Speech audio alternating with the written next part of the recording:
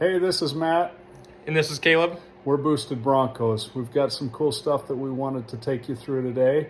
We're just going to flip the camera around and go from there.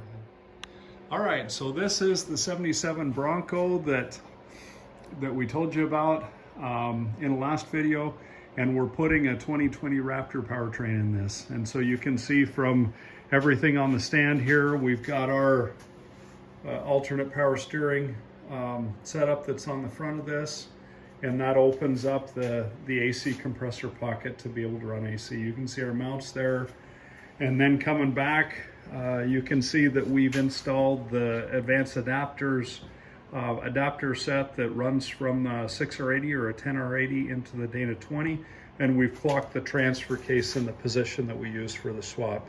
We're also using an advanced adapters cross member that you can see down there on the bottom, and that pairs pretty well with their kit. Frame wise, this one was recently restored, and so we're just doing a swap on it. We do have our exhaust brackets in place, both this one in front of the axle, and then we've got our bracket in the rear position for the tailpipe that we've installed prior to throwing the rest of the powertrain in. So I want to take you through just a couple of unique things. I mentioned this is a 2020 Raptor powertrain, so we had a connection and were able to get a new takeout engine and trans from a company that is selling these after they pull it to put in supercharged V8s. And so just want to talk briefly about the differences in between this Raptor powertrain and the base 3.5. So what I first wanted to show you is you can see the exhaust manifold. This one hasn't even run long enough to turn the stainless by being discolored. So what I wanted to point out that's unique for this Raptor powertrain versus the base is the base engine has a 10.5 to 1 compression ratio for 17 to 20 model year, and the Raptor has 10 to 1, and the 10 to 1 enables it to run just a pinch more boost.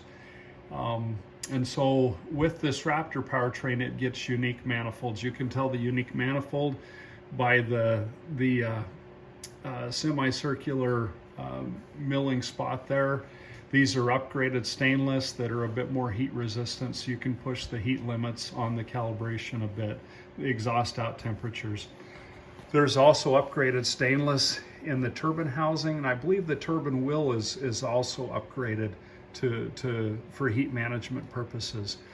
On the bench over here, I wanted to just show you some unique things.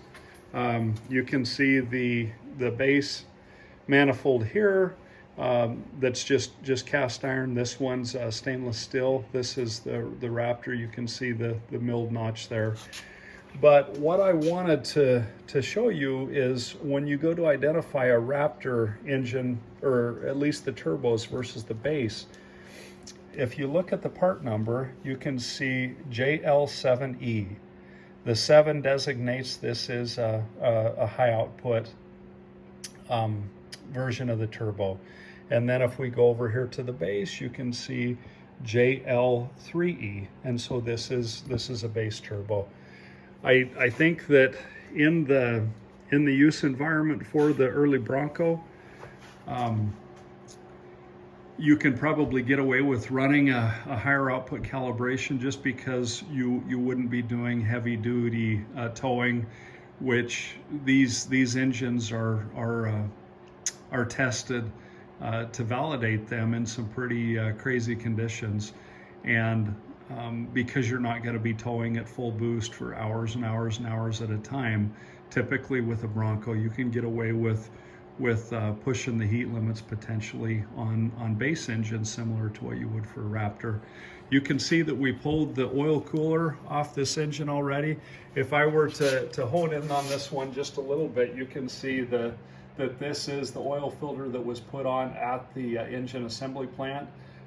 So every indication is that this engine has probably less than 50 miles on it. So we're really excited to go ahead and drop this one in.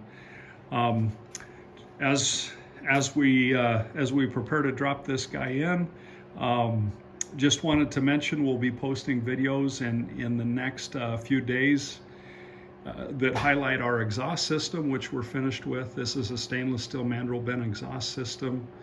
And then we've got a fuel system that we'll be putting in as well. And you can see there in the back, we've got three fuel tanks that are all ready to drop in. One of those will go in this vehicle. So, and then we'll show you the line configuration and all of that good stuff. So once again, thanks for tuning in. We're really excited to get this kit in full swing. The aim, I get that it's a bit of money to spend when you're considering a powertrain swap like this, but our aim is to give you confidence that in doing so you're going to end up with a great product. This is really a viable solution or alternative to putting in a Coyote. We really like the power band of the Ecoboost, and this Raptor high output 3.5 twin turbo really takes it up a notch. So with that, watch this and tune into the next videos as they become available. Thanks.